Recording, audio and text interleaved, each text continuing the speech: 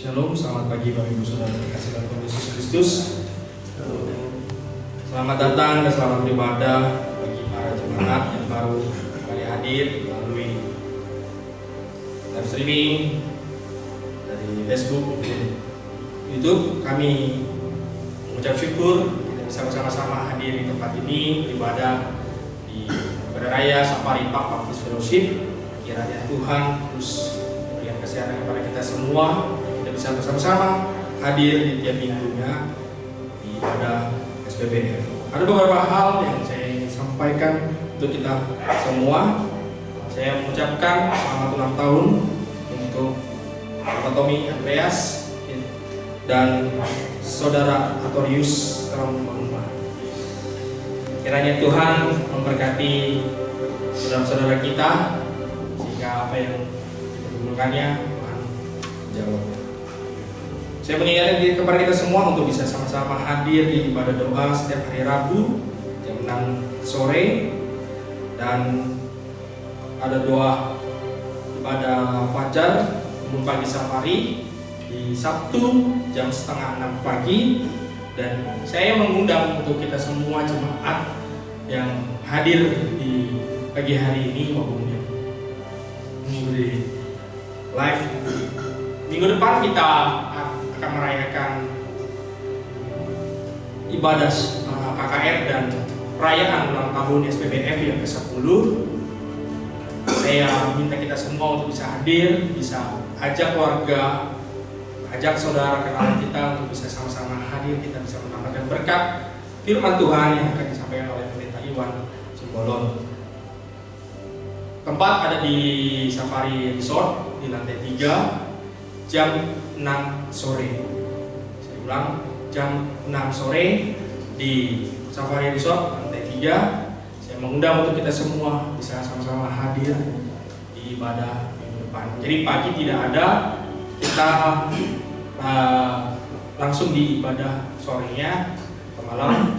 Kita ibadah KKR dan perayaan ulang tahun gereja SPBF yang ke-10. Itu saja yang bisa saya sampaikan dan mengingatkan untuk kita semua. Kiranya Tuhan Yesus memberkati kita semua. Selamat beribadah.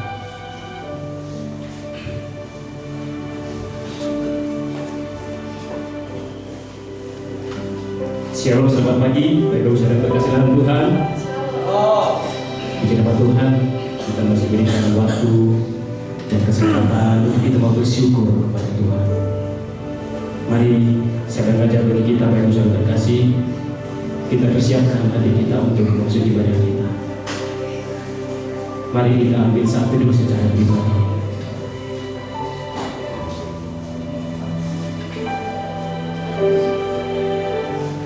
Mazmur 103 ayat yang pertama sampai yang kedua dari Daud.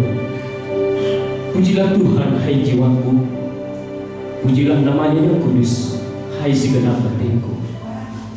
Pujilah Tuhan, hai jiwaku, dan janganlah lupakan segala kebaikannya. Mari kita datang ambil kemurahan Tuhan, kita masuk di hadiratnya.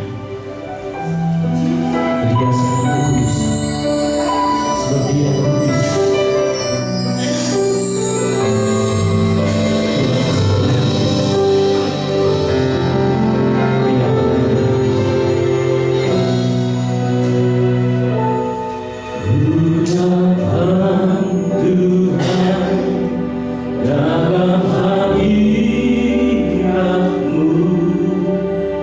Berhiaskan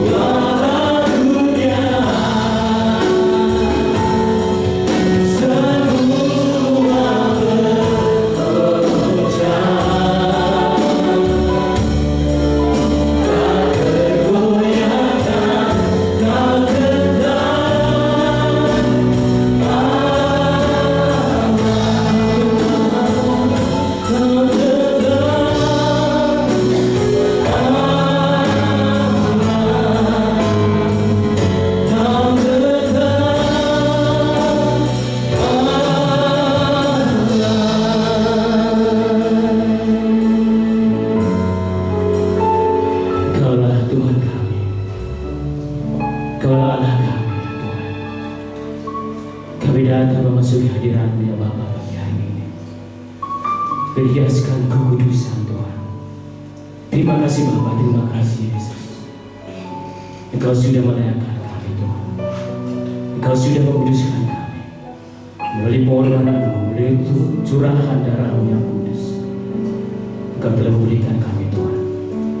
Bapa, kami datang pagi hari ini hanya untuk memuji muliakan Engkau Tuhan. Melalui pujian dan penyembahan kami. Kiranya Kau layakkan kami Bapa ya Tuhan. Kami pujikan Bapa di surga, yang Kau urapi setiap hamba-Mu yang sudah hadir pada pagi ini Tuhan. Bila kiranya hidup kami pada saat ini dan sampai selamanya Bapa hanya untuk memuliakan nama-Mu ya Tuhan Yesus. Kami menyerahkannya Bapa ibadah kami ini ya Tuhan. Dari awal pertengahan hingga akhirnya nama-Mu saja Tuhan dipermuliakan. Terima kasih Bapa di surga, hanya di dalam nama Yesus Tuhan kami sudah berdoa dan mengucapkan syukur. Haleluya, mari sama-sama kita percaya katakan amin. Ada sukacita bagi terima kasih. Ada amin. Ada baru berdiri. Kita akan ada pujian dengan Tuhan. Kita akan berjalan. Mari kita sama-sama pujian sukacita. Pujian Tuhan. Ada jalan kekuatan.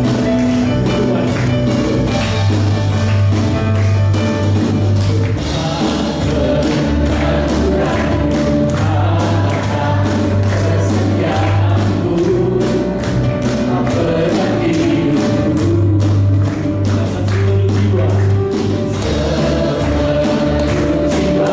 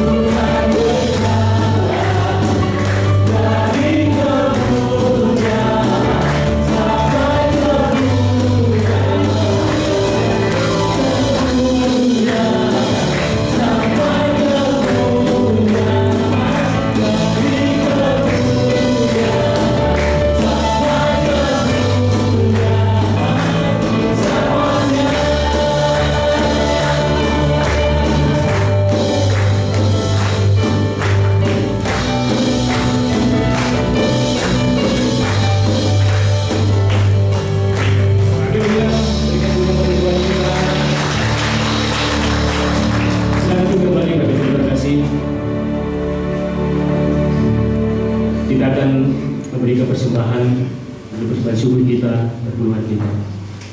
Kami kemudian bertugas untuk persiapan diri.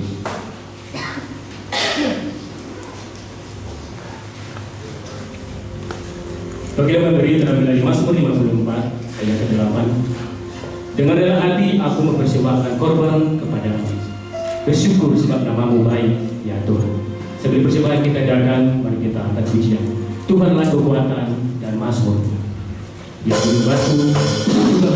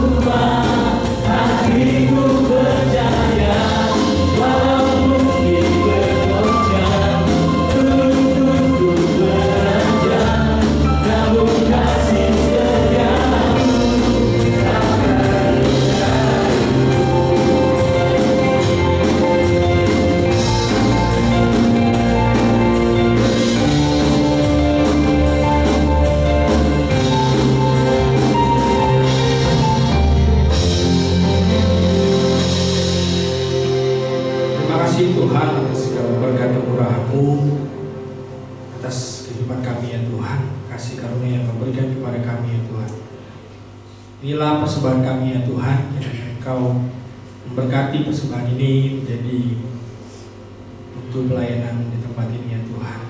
Kiranya Kau memberkati kami Tuhan dengan kasih karunia-Mu Tuhan sepanjang hidup kami ya Bapa. Dalam nama Tuhan Yesus kami berdoa, kami ucap syukur. Haleluya. Amin.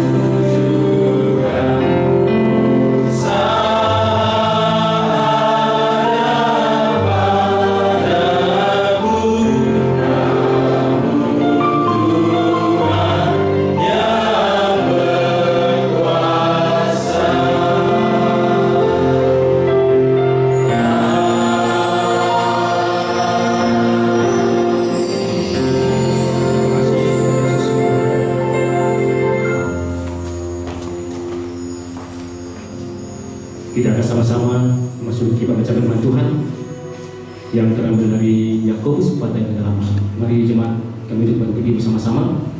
Kita akan baca firman Tuhan ini bersama-sama. Yakobus 4 ayat ke-8. 1, 2, 3. Mendekatlah kepada Allah dan Dia akan mendekat kepadamu. Tahirkanlah tanganmu, hai kamu orang-orang berdosa, dan sucikanlah hatimu, hai kamu yang murah hati. Firman Tuhan sedang duduk kembali. Firman Tuhan yang disampaikan oleh hambanya Bapak Pendeta Susan Budi Harjo. Kita angkat pujian untuk menyambut kepada firman Tuhan. Mengejar hadirmu, hanya dekat padamu Tuhan. Itulah kerinduan kami. Tuhan yang wajah, berikut segala hati.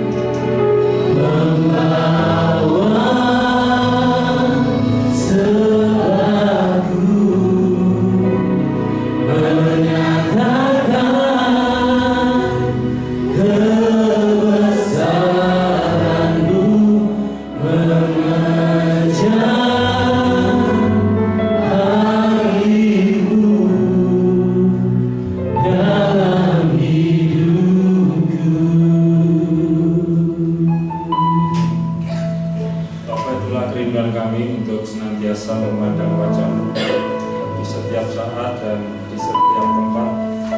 Dan pada pagi hari ini Bapak, kami akan mendasari ibadah kami dengan satu bagian firman Tuhan. Oleh sebab itu berbicaralah kepada kami, singkapkan rahasia kebenaran dari firman-Mu, dan juga buka hati serta pikiran kami, agar kami dapat memahami dan juga menerapkan firman itu di dalam kehidupan kami. Terima kasih Bapa, di dalam nama Tuhan Yesus kami berdoa dan mengucap syukur. Amin. Silakan duduk.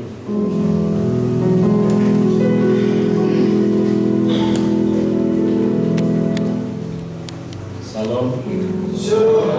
Mari kita membuka kitab kita ke dalam kitab Yakobus.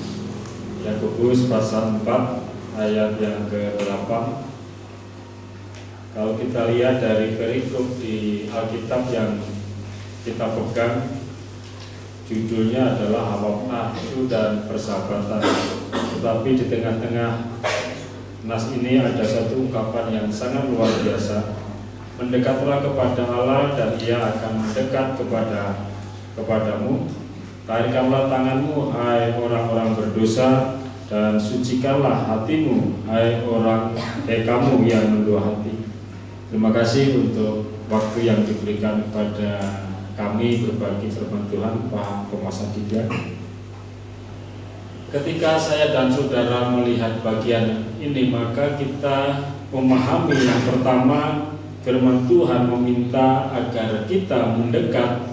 Karena apa? Karena ketika kita kaitkan dengan topik, dengan nas yang di atas, hawa nafsu dan persahabatan dunia, saya dan saudara bisa menghindarkan diri dari hawa nafsu dan persahabatan dengan dunia ketika saya dan saudara mendekat kepada Tuhan.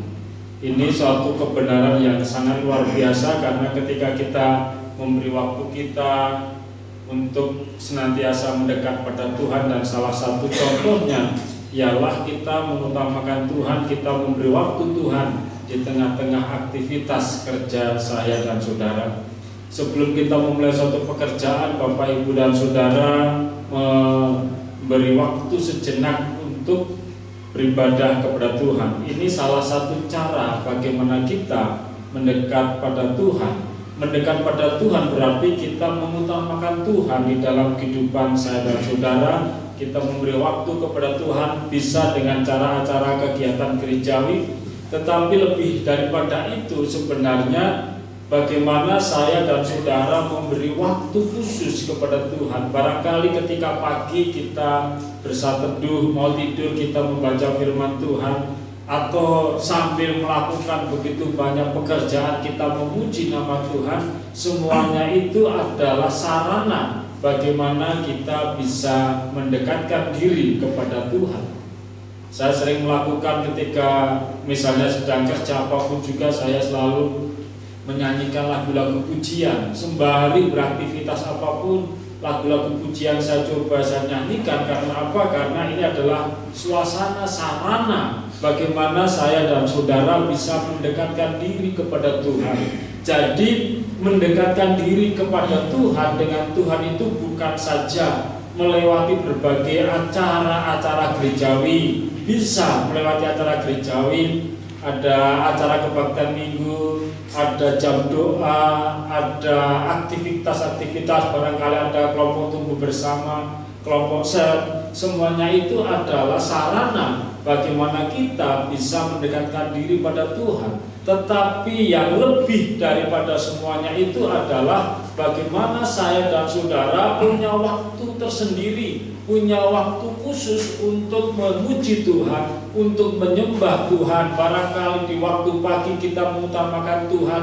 kita bersaat teduh, atau di siang hari atau dimanapun juga kita punya relasi yang erat dengan Tuhan. Ketika kita punya relasi yang erat dengan Tuhan, kita akan mengalami keajaiban demi keajaiban. Saudara akan mengalami campur tangan Tuhan yang luar biasa. Barangkali saudara bertanya, bagaimana saya mengalami keajaiban, bagaimana saya mengalami keluar biasaan bersama dengan Tuhan. Ketika saya dan saudara sudah meniti satu tahap demi satu tahap, dan kita mengalami suatu keajaiban itu, ketika kita mendekat pada Tuhan. Firman Tuhan berkata, ketika saya dan saudara bersatu seperti carang anggur yang menempel kepada pohonnya, maka mintalah apa saja yang kamu minta dan aku akan memberi. Nah, ini suatu kebenaran firman Tuhan, Bapak Ibu dan Saudara.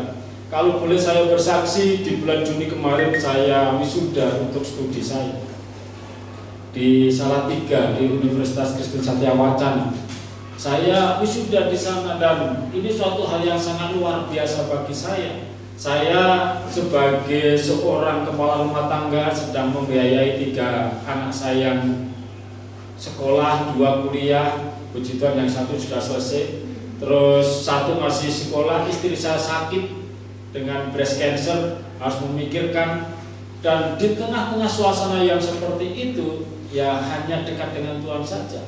Ketika kita dekat dengan Tuhan, kan ada lagu bahwa Tuhan itu hanya sejauh doa.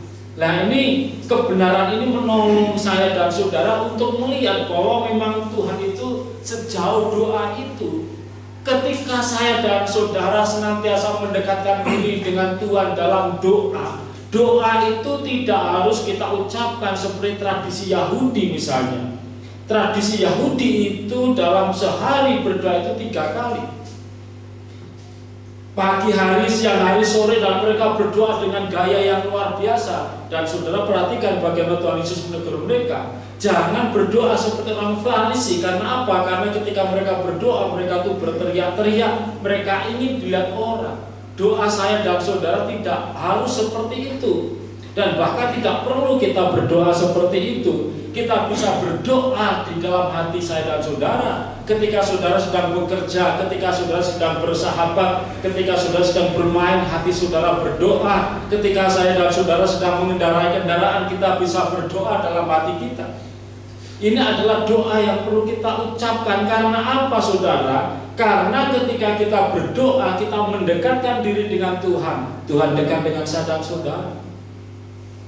Nah, kembali dari sini kita perhatikan, ketika saya dan saudara punya masalah, punya pergumulan, punya persoalan, saya sangat percaya bahwa tidak ada di antara kita yang tidak punya masalah. Masalah kita berbeda-beda. Namanya sama, tetapi setiap kita punya pergumulan yang berbeda. Ada yang bergumul tentang finansial, ada yang bergumul tentang teman hidup, ada yang bergumul dengan studi, ada yang bergumul dengan sakit penyakit, ada yang bergumul dengan pekerjaan. Ada begitu banyak pergumulan. Dan saya sangat percaya masing-masing kita punya masalah, masing-masing kita punya persoalan. Persoalan dengan suami, persoalan dengan istri, persoalan dengan anak, persoalan dengan mertua, persoalan dengan pekerjaan, dan begitu banyak persoalan. Dan semua persoalan itu dapat diselesaikan ketika saya dan saudara berdoa. Jadi dari sini kita melihat, Bapak, Ibu, dan Saudara, bagaimana kita itu mengalami keajaiban bersama dengan Tuhan. Jadi keajaiban pengalaman bersama dengan Tuhan atau disebut mujizat itu tidak harus hal-hal yang bersifat spektakuler, tidak harus hal yang bersifat dengan supranatural. Tetapi bagaimana keajaiban mujizat Tuhan itu juga terlihat di dalam kehidupan kita setiap hari. Ketika kita bisa berjalan, ketika kita bisa melakukan aktivitas, kita mengalami keajaiban itu. Kembali pada sini, mendekatlah pada Tuhan, maka akal akan mendekat pada kamu. Maka ia akan mendekat kepadamu. Kembali dari sini, Bapak, Ibu, dan Saudara, kita bisa menggunakan begitu banyak momen, begitu banyak ruang untuk mendekat dengan Tuhan. Kemarin kita mendengar satu cerita yang luar biasa ya. Hari-hari ini ceritanya begitu sangat aneh. Seorang, ini cerita yang di UI ya, Bapak Ibu sudah mendengar cerita itu, bagaimana kakak tingkat membunuh adik tingkatnya hanya karena persoalan finansial. Dia terjebak dengan kripto. Saya dulu juga sempat ikut-ikut kripto dan rugi hampir 100 juta. Itu di 5 tahun yang lalu. Ketika baru marak, saya tertarik dan saya ikut-ikutan. Ternyata juga timbul masalah. Dia punya masalah dengan kripto dan dia juga punya masalah dengan pinjol. Ini kan masalah yang luar biasa. Jadi kita ditawari pinjaman, klik langsung besok sudah cair. Tetapi apa bunganya itu luar biasa, sangat luar biasa buangannya. Akhirnya dia terjebak di masalah itu, kakak tingkat itu. Karena dia begitu pusing, maka dia mencari cara bagaimana saya bisa mendapatkan uang itu. Melihat adik tingkatnya yang baru pulang dari Jawa Timur, datang di tempat kosnya, melihat ada handphone, melihat ada tab dan lain sebagainya, tertarik. Dan ketika tertarik, maka dia membunuh adiknya untuk mendapatkan ini. Dan akhirnya dipenjara, tuntutannya hukuman mati. Dari sini kita melihat Bapak Ibu dan Saudara, tantangan ini bukan saja untuk orang-orang yang tidak percaya. Ketika masalah saya dan saudara ini melekat, maka hati-hatilah. Yang kedua, disinilah tahirkanlah tanganmu, hai kamu orang-orang berdosa. Artinya seperti ini. Misalnya kita punya masalah, dan masalah itu seperti sangat berat. Seringkali saya dan saudara, kalau kita tidak bisa memikir dengan baik, kita tidak punya cara yang bijak untuk menyelesaikan permasalahan kita, maka seringkali ini yang terjadi. Jangan lupa bahwa yang namanya setan itu bagi orang Kristen, memang orang Kristen tidak bisa dirasuk setan.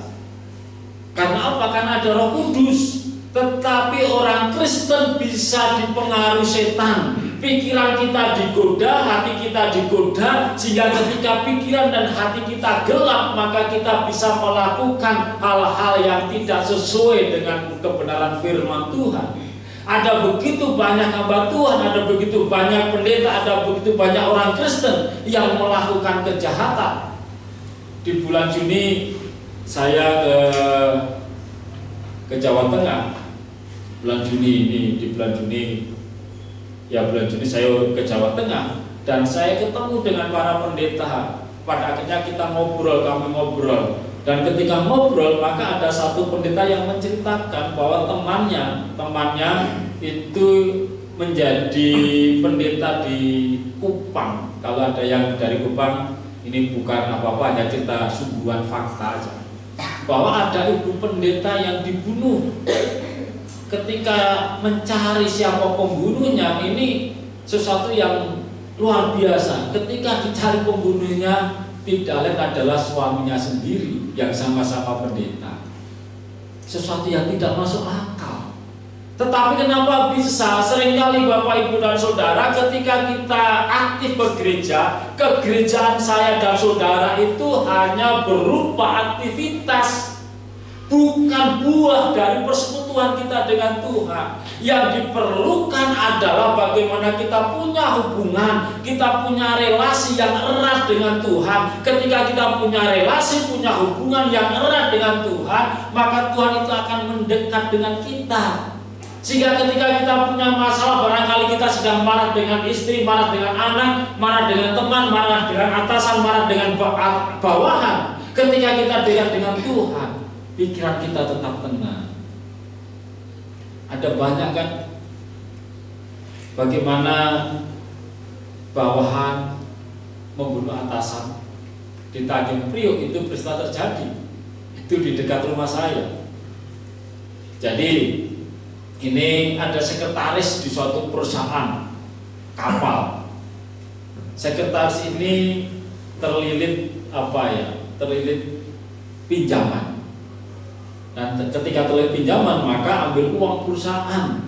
Ketika ambil uang perusahaan, ditegur sama atasannya. Ketika ditegur dengan atasannya, marah. Dan ketika marah, dia cari pembunuh. Dan itu seperti koboi suku. Jadi bosnya baru jalan di depan ruangnya, di depan kantornya, tembak dari belakang dua kali. Jarak 1 kilo dari tempat saya tinggal. Itu sadis. Lah, ini pentingnya Bapak Ibu dan Saudara, bagaimana kita punya kedekatan dengan Tuhan. Jangan mengandalkan saya rajin ke gereja, boleh rajin ke gereja, Saya aktif persekutuan boleh, tetapi yang paling utama adalah kita punya hubungan yang erat dengan Tuhan. Kita punya kedekatan yang sungguh-sungguh dekat dengan Tuhan. Sambil bekerja barangkali Bapak Ibu sedang naik gajah itu sambil puji nama Tuhan, bisa kan? Sambil bersihkan rumput kita puji Tuhan. Jadi kita mendekatkan Tuhan itu kapan dan dimanapun, karena ketika kita dekat dengan Tuhan kapan dan dimanapun, perhatikan Bapak Ibu dan Saudara, firman Tuhan berkata bahwa iblis itu mengaum-ngaum seperti singa dan siap mengintip saya dan saudara. Ketika kita lengah, maka permasalahan bisa terjadi. Oleh sebab itu tahirkanlah tanganmu. Jadi ketika kita dekat dengan Tuhan dan ada godaan-godaan karena kita punya masalah yang begitu erat, ada godaan-godaan untuk melakukan hal-hal yang tidak berkenan, maka tahirkanlah tanganmu, hai orang berdosa.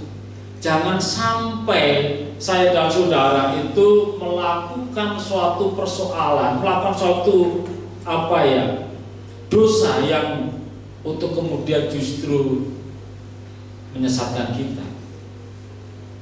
Ketika barangkali kita marah, kita maki-maki orang, kita memarahi orang, mungkin enak, tetapi setelah itu akibatnya akan luar biasa. Ketika kita dekat dengan Tuhan, Tuhan dekat kita, akan menolong saya dan saudara. Ketika barangkali kita sedang marah atau kita sedang menghadapi suatu persoalan yang sangat berat dan kita ingin jalan pintas, maka perhatikan Tuhan di samping kita. Anakku, hati-hati kamu. Tetapi yang berikutnya Bapak Ibu dan Saudara, perhatikan bahwa yang menjadi sumber, yang menjadi tempat paling utama itu adalah hati. Tahirkanlah tanganmu, hai kamu orang yang berdosa, dan sucikanlah hatimu, hai kamu orang yang mendua hati. Jadi sucikanlah hatimu. Hati itu sebenarnya lebih berbicara juga dengan mind, dengan pikiran. Karena dari sini kita melihat bahwa sumber dari segala sesuatu itu adalah pikiran saya dan saudara. Ada seorang penulis buku namanya Joyce Meyer berkata bahwa pikiran itu adalah medan pertempuran. Apa pengertiannya? Pengertiannya adalah ketika saya dan saudara akan melakukan apapun juga, itu pasti lewat proses pikiran. Saudara memikirkan, menggumulkan, tetapi karena didorong dengan hawa nafsu, didorong dengan kemarahan, atau saudara merasa terhina oleh siapapun juga, maka kita tergoda untuk melakukan hal-hal yang tidak masuk akal. Oleh sebab itu penting bahwa ketika kita dalam tanda petik beragama itu juga menggunakan akal. Ada orang beragama sampai lupa sehingga tidak berakal, dalam artiannya justru apapun juga mau. Saudara perhatikan di cerita di beberapa hari yang lalu, beberapa waktu yang lalu, ada seorang dukun yang membunuh sampai puluhan orang. Hanya karena apa? Orang ingin menggandakan uang, sesuatu yang gak masuk akal. Bagaimana cara menggandakan uang? Ya kita kerja, tidak diserahkan uang itu terus didoakan. Ini kan aspek-aspek spiritual yang kadang-kala membuat akal kita tidak jalan. Kita hanya tergoda untuk punya uang yang banyak lewat ya kemarin sangat terkenal itu ya robot trading. Sesuatu yang sulit untuk masuk di akal. Kembali kepada hal yang tadi spiritual tadi, datang ke dukun, ingin digandakan, ternyata tidak digandakan. Yang kaya ya dukunnya, dapat uang dari banyak orang, akhirnya bisa bangun rumah, beli mobil kaya. Yang lain yang datang ya tidak.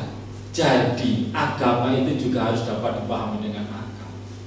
Saudara bertanya kepada saya, pendeta, apakah Tuhan itu masuk akal? Sempat anak saya tanya, ya apakah Tritunggal itu masuk akal? Masuk akal, saya bilang. Loh caranya bagaimana? Caranya gini, kamu lihat saya ayah, amati, Terus saya mau bertanya kepada kamu, mana yang masuk akal? Kamu mengerti pikiran saya atau kamu tidak mengerti pikiran saya? Anak saya menjawab, saya tidak mengerti pikiran ayah. Itu yang masuk akal. Kalau kamu saja tidak mengerti rahasia hidup saya, pikiran saya, bagaimana kamu dapat mengerti pikiran Tuhan yang begitu luar biasa besar? Jadi lebih masuk akal kamu memahami rahasia Tuhan atau tidak memahami rahasia Tuhan? Oh, tidak memahami rahasia Tuhan. Terus terang Bapak Ibu, satu hal yang sulit saya pahami adalah pikiran istri saya. Sulit untuk memahami pikiran istri saya itu. Dan istri saya juga mungkin paling sulit memahami pikiran saya. Setiap hari ketemu tapi sulit untuk saling memahami. Saya berpikir bagaimana saya bisa menyembunyikan uang. Istri saya berpikir bagaimana saya bisa menemukan uang suami. Ya nggak bisa ketemu. Nah, dari sini Bapak Ibu dan Saudara, bahwa ketika kita dalam tanda petik beragama, Tuhan memberi pikiran kita, Tuhan memberi hati kita untuk mencerna setiap kebesaran Tuhan. Ketika Bapak Ibu barangkali sedang, ya saya sering disapa Bapak Martin ya di taman itu mungkin sedang melihat hewan, binatang semuanya itu, kita dapat melihat kebesaran Tuhan di situ. Coba Bapak Ibu dapat nggak Bapak Ibu memperhatikan kebesaran Tuhan dari pohon-pohonan? Dari padi itu, padiannya kita tanam, besok tumbuh besar, tumbuh buahnya dan kita makan. Bukankah itu kebesaran Tuhan? Ketika kita menyaksikan alam semesta, bukankah kita sedang menyaksikan kebesaran Tuhan? Ketika Bapak Ibu dan Saudara sedang merawat binatang-binatang, bukankah Bapak Ibu Saudara sedang menyaksikan kebesaran Tuhan? Bahwa alam semesta ini adalah wujud dari kebesaran Tuhan. Dan ketika kita bekerja, ya kita memuji Tuhan. Gunakan pujian itu senantiasa urah dengan kita. Ya kita nyanyikan, saya paling senang nyanyikan lagu-lagu Jawa. Kadang-kadang sampai lagu sendiri. Sampai lagu sendiri ada begitu. Kemarin ada teman yang dengarkan lagu, Pak Dwi bagaimana kalau direkam? Gak usah saya malu. Kemarin saya nulis lagu tapi dengan irama pentatonis. Nanti kalau ada waktu saya nyanyikan di waktu ke depan. Saya memikirkan. Jadi nanti Pak Yohanes dapat menceritakannya. Nada itu juga kadang-kala mengidentifikasi suasana. Ketika suasana saya itu sedang tidak enak, ya saya terus lagu dengan nada-nada minor. Ini sedih-sedih itu kan enak sekali. Terus saya coba terus lagu dengan pentatonis. Persis lagu-lagu Jawa itu saya nyanyikan ketika malam, saya nyanyikan barangkali orang yang paling bosan mendengarkan istri saya. Saya nyanyi terus sampai dia tidak bisa nyanyi. Kembali bahwa ketika kita beribadah, Tuhan kita punya pikiran, kita punya hati. Gunakan semuanya itu. Jangan sampai saya dan saudara itu tergoda sehingga kita out of logic. Bisa nggak kekristenan out of logic? Bisa Bapak Ibu dan Saudara. Ketika pendeta karena begitu karismatik mengajarkan Yesus bukan Tuhan, Yesus bukan Juru Selamat, kita terpengaruh dan cepat berkata amin pendeta. Bagaimana jemaat bisa amin kepada pendeta ketika pendeta khotbah tidak sesuai dengan firman Tuhan? Ada Alkitab. Alkitab ini adalah dasar iman saya dan saudara. Ini Alkitab kita. Ini dasar iman saya dan saudara. Ketika sekalipun saya berkhotbah kepada Bapak Ibu dan Saudara, ketika khotbah saya itu tidak sesuai Alkitab, jangan didengar. Karena apa? Karena kita punya dasar yang paling utama, yaitu Alkitab. Hati pikiran itu tempat motivasi, tempat pertama kali kita memikirkan, tempat atau dasar saya dan saudara berperilaku. Saya akan berbuat baik atau tidak berbuat baik, itu diawali dari pikiran. Ketika pikiran kita itu jernih, dipenuhi dengan firman Tuhan, maka tangan kita, kaki kita, mata saya dan saudara, ucapan bibir saya dan saudara akan mencerminkan apa yang ada dalam hati dan pikiran kita. hati dan pikiran kita akan selalu baik ketika kita mengisi dengan firman Tuhan. Coba kalau pagi-pagi Bapak Ibu, pagi-pagi saja saudara renungkan, carilah dahulu kerajaan Allah dan kebesarannya, maka semuanya akan ditambahkan kepada kamu. Jadi pagi-pagi kita merenungkan, carilah dahulu kerajaan Allah dan kebenarannya. Firman itu kita tanamkan dalam pikiran kita, dan suatu saat kita bekerja barangkali kita mengalami ketidaknyamanan di dalam pekerjaan. Ketika kita tidak mengalami ketidaknyamanan dalam pekerjaan, kita ingin marah. Tetapi ketika kita ingin marah, pikiran kita spontan ingat, carilah dahulu kerajaan Allah dan kebenarannya. Ini yang mengendalikan kita. Jadi ketika firman itu kita mendekatkan diri dengan Tuhan, baik kita punya relasi yang baik dengan Tuhan, tertanam di dalam hati dan pikiran kita, barangkali kita tergoda untuk melakukan hal-hal yang tidak baik. Tetapi ketika kita tidak melakukan, firman itu berkata di dalam hati kita, sehingga kita tercegah untuk melakukan hal-hal yang tidak baik. Jadi ketika kita mendekat dengan Tuhan, maka Tuhan mendekat dengan kita. Tuhan hadir di dalam hidup saya dan saudara. Tuhan menerangi pikiran kita, Tuhan menerangi hati saya dan saudara, sehingga perilaku kita juga akan baik. Amin. Kita berdoa.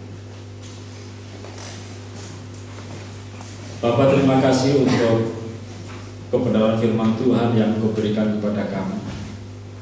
Kami sadar bahwa ketika kami mendekat Tuhan, Engkau akan mendekat pada kami, menyampaikan, menyatakan hal-hal yang luar biasa. Keajaiban demi keajaiban Tuhan akan nyatakan, kemuliaan Tuhan akan Engkau nyatakan, kuasa Tuhan akan terlihat dalam kehidupan kami, karena kami tahu bahwa Allah hanya sejauh doa kami. Bapa, biarlah hidup kami senantiasa beriringan bersama dengan Kami. Sebab hanya oleh karena kami dekat dengan Tuhan, Tuhan dekat dengan kami, maka keajaiban demi keajaiban akan terjadi melalui kami. Terima kasih Bapa, terpujilah nama-Mu. Di dalam nama Tuhan Yesus kami berdoa dan mengucap syukur. Amin. Terima kasih.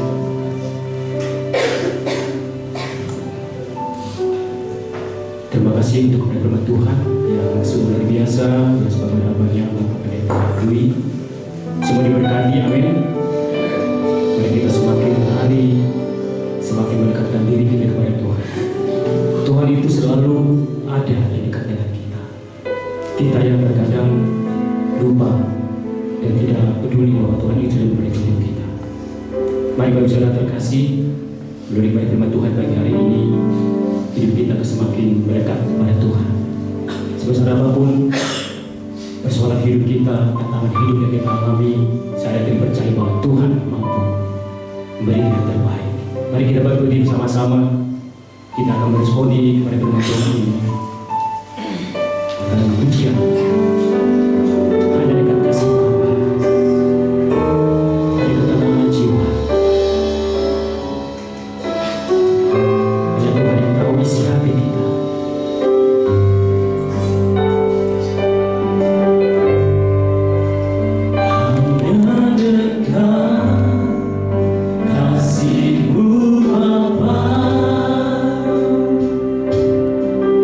Jiwaku